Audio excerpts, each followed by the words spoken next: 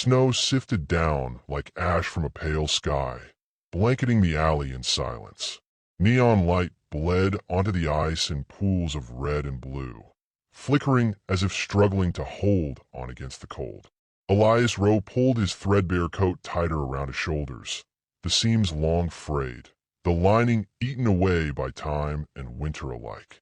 He hadn't eaten since yesterday and hadn't been warm in days, but it was the kind of hunger and cold that no longer surprised him. It was the quiet kind, the kind that wore at the edges until even desperation learned how to be patient. He moved without purpose, just another ghost wandering between the buildings of Sector 9, where the city had stopped pretending to care.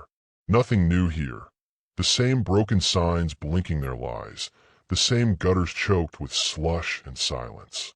People didn't cry for help anymore. They just curled up and disappeared. He turned into the narrow alley behind an abandoned karaoke bar, its sign still glowing with a drunken defiance. A half-burned neon message, the new, blinked behind frost-streaked glass. As he stepped over a mound of icy trash, something ahead caught his eye, a shape, hunched and still, too graceful to be a pile of forgotten rags. He slowed. His instincts screamed at him to keep walking. Curiosity was dangerous, especially when it came with no reward. But something about the figure drew him closer. She was sitting with her back against the wall, legs tucked under her in a pose too neat for chance. Her skin was almost luminescent, pale to the point of glowing, patterned with faint silver veins like cracks in porcelain. Long white hair spilled over her shoulders, tangled with frost. Her clothing was alien, literally. A black mesh of torn fabric and organic threads. Part of it fused to her skin like armor or memory. Her eyes were closed, lips parted slightly, and her breath, if it still existed, didn't fog the air. Elias crouched slowly, his knees complaining, his fingers numb. He reached out, then paused. Her body radiated a kind of cold that wasn't just physical. It was grief that had frozen into something solid. Still, he couldn't walk away. "Hey," he said softly. No response. He leaned closer. Her chest moved barely. Alive, then. Barely. He looked at the ragged blanket folded in his pack. It wasn't much, thin and worn from years of use, but it was the only thing that had kept him from freezing over nights like this. Giving it up would be stupid. Irrational. He hesitated, but then her eyes opened. They were not human. Liquid silver irises, deep and bottomless, fixed on him with an expression not of fear, but of confusion and sorrow, as if she wasn't surprised to be found dying, only surprised that someone had stopped to notice. He didn't speak again. He just unfolded the blanket and wrapped it around her shoulders with a tenderness that surprised even him. Her skin was cold, but not lifeless. She flinched slightly at the contact, then relaxed. "I don't have much," he muttered, more to himself than to her. "But you look worse off than I do." She didn't respond. Her gaze followed him as he sat beside her, leaning against the opposite wall. A silent companionship, forged in the dark. They stayed that way for a long time, snow settling on their hair and shoulders. Elias tried to rub warmth back into his hands, but the chill had sunk too deep. Still, he didn't leave. Eventually, her voice came, soft, melodic, not quite shaped for human language. "Why?" He looked over. Her lips had barely moved. Her expression hadn't changed. He hesitated. "You were dying," he said. "Seemed like you didn't want to be." Her eyes studied him like he was some kind of rare, fragile thing.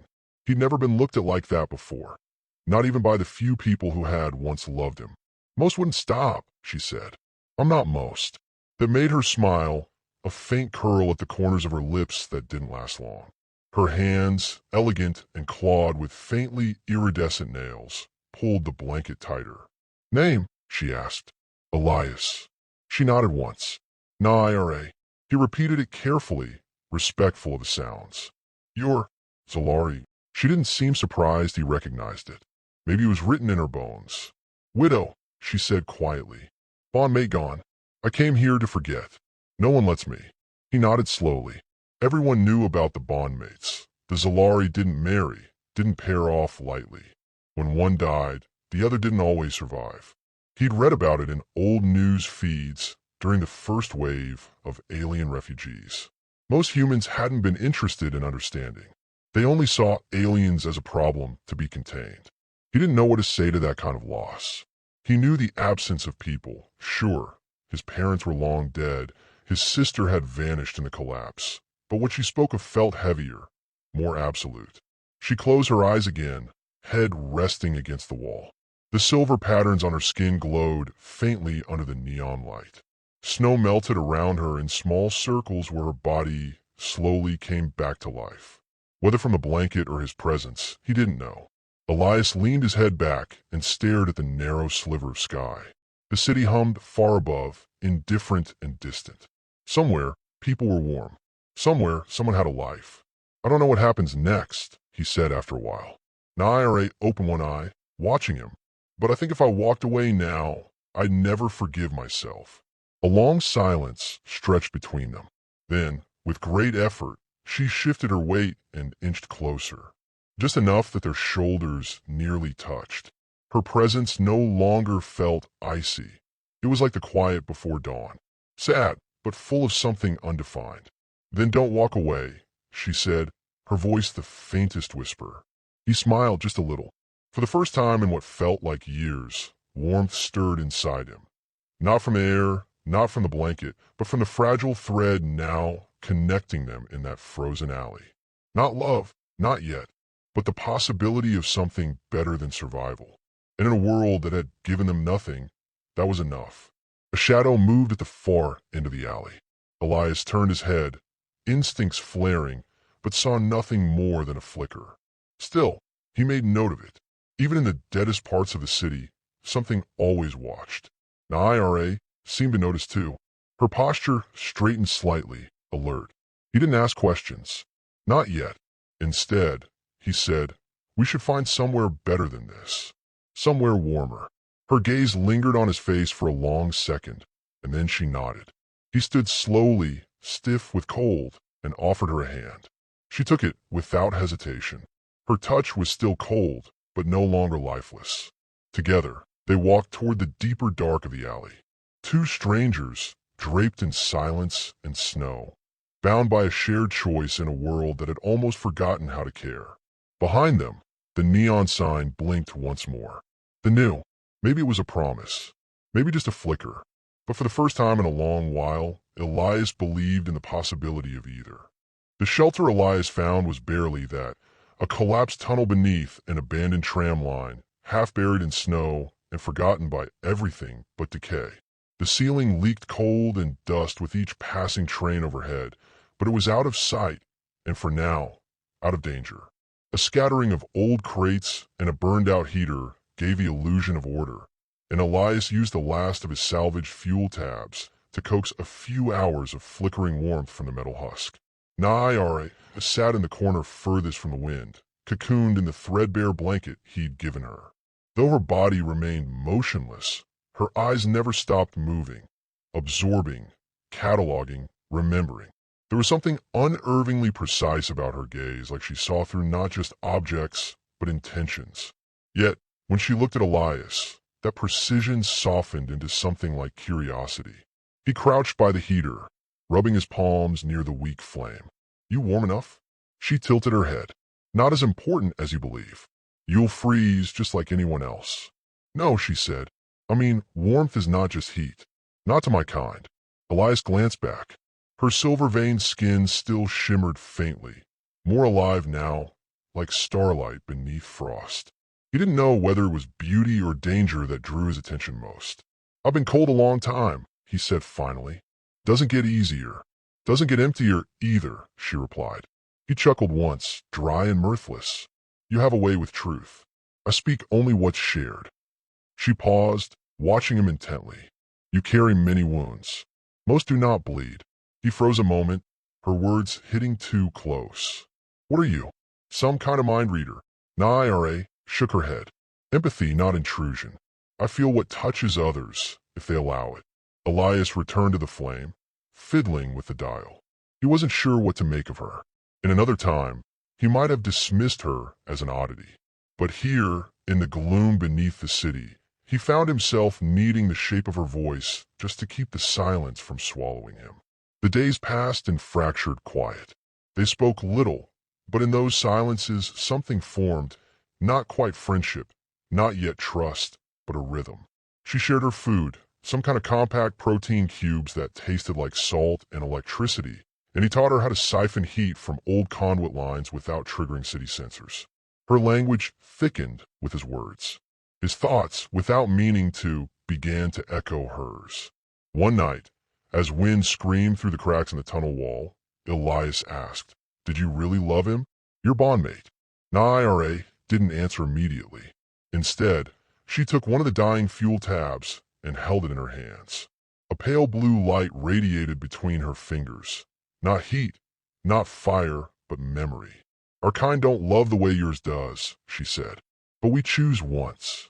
Only once. And it is total. Sounds risky. Sounds human," she said, and the faintest smile flickered across her lips. He didn't push further. Some kinds of grief didn't need translation. The moment of quiet shattered 2 nights later, when Elias returned from a scavenging run to find Naira standing, perfectly still, her back to the tunnel entrance, body tense. "What is it?" he whispered. She didn't turn. They were here. Who?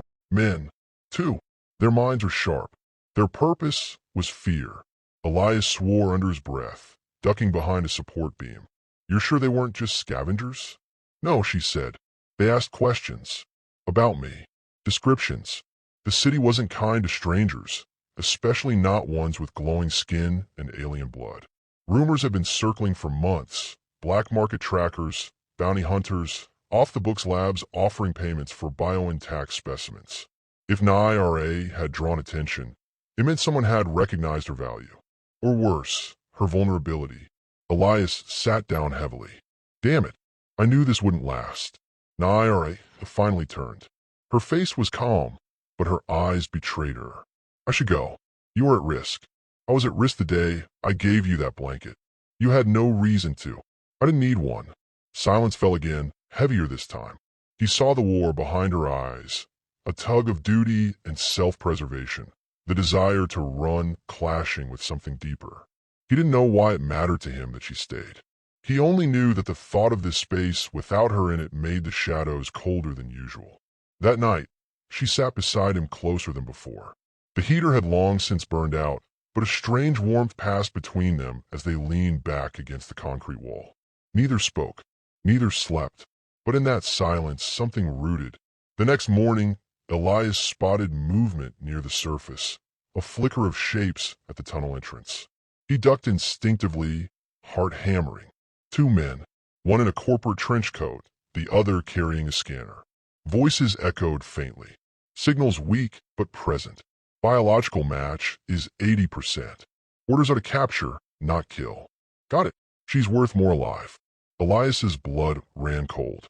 He crawled back into the tunnel depths, careful not to make sound. Naira met his eyes before he spoke a word. "They're here," he whispered. She nodded once, resigned. "Then I must go." He shook his head. "Not alone. You'll die." He leaned closer. "So will you." There was no argument after that. The 2 of them moved quickly, gathering what little gear they had. Naira ran a hand across the tunnel wall, murmuring something in her own tongue. The light in her skin dimmed, as though she were pulling her glow inward, becoming less visible to the sensors above. Elias led her through the old tram tunnels, deeper than they'd ever gone. Rusted tracks and ancient graffiti passed like ghosts in the dark. At last, they reached a service hatch long sealed by frost and dust. He pried it open with a piece of bent piping, grunting with the effort. Cold air spilled in, but behind it, a stairwell descended into shadow. "We go down," he said. Naira hesitated. "They will still follow." "I'm counting on it," he said, eyes narrowing. "There's a maze of utility junctions under Sector 7. I used to work them before everything went to hell. We can lose them." She nodded, trusting him without question. A strange warmth bloomed in his chest at that. They slipped into the stairwell, sealing the hatch behind them. In the distance, boots echoed on metal. The hunt had begun. As they descended into the dark, Elias heard Naira whisper behind him. Not words, but something like a song, low and resonant. It wrapped around him like a second breath, easing his fear, focusing his mind. He didn't know where this was going. He didn't know how long they could run, or what they might find at the end of it. But for the first time in years, he wasn't alone. And that, somehow, made everything else bearable. The descent into the underground maze was not just physical. It was a passage into something older, more primal. The air grew heavier with each step, laced with rust, mold, and the faint tang of ion discharge. Elias guided Naira through a tangle of obsolete utility corridors and forgotten maintenance tunnels, each turn chosen from memory and instinct. They moved in near silence, speaking only when necessary. Their breath fogged in the cold, but their movements were practiced, coordinated, bonded now by something more than survival. Elias remembered working these tunnels in another life, long before the corporations consolidated power, before the city became a machine that fed on the poor and spit them out. He knew which grates creaked, which doors stuck, which shafts could drop you 20 feet to your death. But that knowledge had always been solitary, utilitarian. Now, guiding her became something else, a responsibility, a share burden. Naira kept close, her luminous skin dimmed to a pale, ghost-like shimmer. Her presence still radiated that strange sense of quiet control, otherworldly, but no longer distant. She was listening for more than footsteps, more than voices. Her head tilted subtly now and then, as if tuning in to the frequency of fear itself. "They're still above," she said once, pausing by a rusted pipeline. "Moving faster now. They brought more." Elias tightened his grip on the pipe he carried as a weapon. "Then we go deeper." They pushed on, descending until light became a memory and only the dim blue glow from Naira's body offered visibility. The corridor they entered next was flooded ankle-deep, the water freezing cold. Elias winced at the shock, but said nothing. Pain, after all, was a language they both understood. At the junction ahead, they stopped. The path forked into 3 dark arteries. Elias knelt, running his fingers along the wall. Left leads to the incinerator stacks. Too hot. Right dead end. Center takes us to the data vaults. If we're lucky, the old shielding might block their scanners. Naira said nothing, only followed when he moved. But after several steps, she reached out, fingers brushing his arm. "You care for me." He froze mid-step, turned. "What? You care?" Is not just survival anymore. Elias looked at her. The way her expression held no accusation, only certainty. "I don't know when it happened," he said. "Maybe the night you sat beside me and didn't speak. Maybe the first time I heard you laugh. But yes, I do." Naira blinked slowly, processing. "My kind bond once, Elias, is not like human affection. It binds life to life." He swallowed. "And is it the same for you now?" "I do not know yet," she said gently. "But my path no longer leads away from you." He didn't reply. He didn't need to. They moved forward again, words surrendered in favor of silence that held more than conversation ever could. The data vaults were ruins, once a secure facility, now stripped and half-flooded, walls scrawled with scavenger tags. But the shielding still held. Naira confirmed it with a soft pulse of energy, nodding when the reverberation returned clean. They camped behind a collapsed server rack. Elias handed her the last ration bar, but she pushed it back. "I require less than you," she said. Still, he insisted. "I'm not going to be the guy who let a woman starve beside him." She arched a brow. "I'm not merely a woman." "No," he said. "You're something I never expected to find in a place like this. Hope."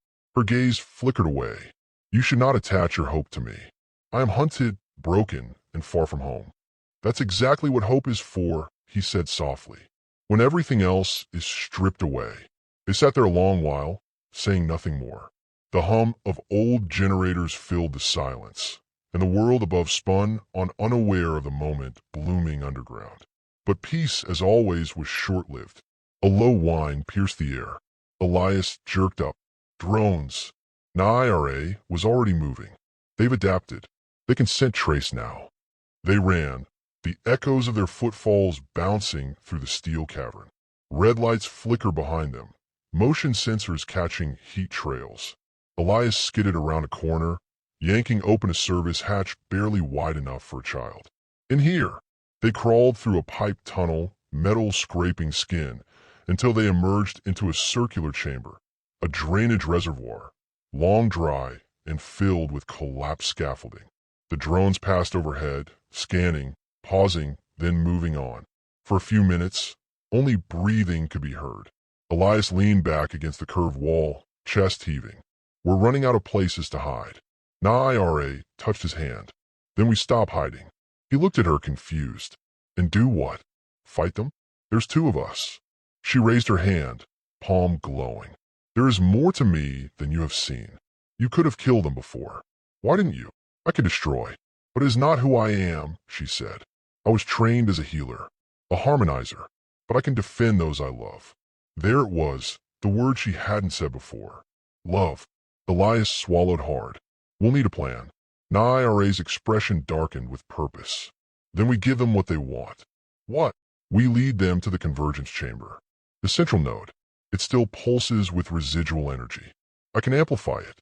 I can show them why they should have left me alone. Elias nodded slowly, understanding. You'll risk burning yourself out. I would rather die with agency than live in their cages. He gripped her shoulder. Then we do it together.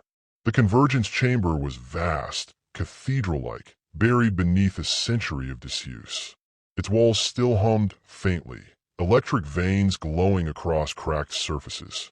Naira stepped into the center, raising her arms as if conducting a forgotten symphony. Elias rigged the upper gantries with motion sensor explosives. Makeshift, but effective. They waited. The drones came first, then the men. For now, not two. Faces hard, weapons drawn, eyes filled with corporate resolve. Naira stood in the center, waiting. Elias stayed in the shadows, trigger in hand. A voice echoed. Alien entity, surrender. You will not be harmed. Naira replied, her voice echoing with strange harmonics. You cannot harm what you do not understand. Then light exploded. Not heat, not fire, but memory and grief and the echo of 1,000 shattered dreams. The chamber pulsed with her, every surface reflecting the raw, unfiltered power of her soul. The men screamed, disoriented, their minds assaulted with visions not their own. What it meant to lose everything, to drift between stars, to bury your mate under alien moons. Elias watched, stunned, as they fell to their knees, weeping. When it was over, silence reigned. Naira collapsed, glowing faintly. Elias rushed to her, cradling her in his arms. You didn't kill them, he whispered. No, she said weakly. Only showed them truth. Can you move? I think so. They fled before reinforcements could arrive, leaving behind men changed forever by what they saw. Back in the surface world, dawn was breaking. The city stretched above them, still vast, still cruel, but somehow smaller. They stood together in the soft blue light. What now? Elias asked. Naira looked at him, eyes no longer distant. We find a place of silence. A new beginning, if you wish it. He took her hand. Wherever you go, I go. She smiled then, real bright, the kind of smile that shattered walls. And together, they vanished into the rising sun, not as fugitive and alien, but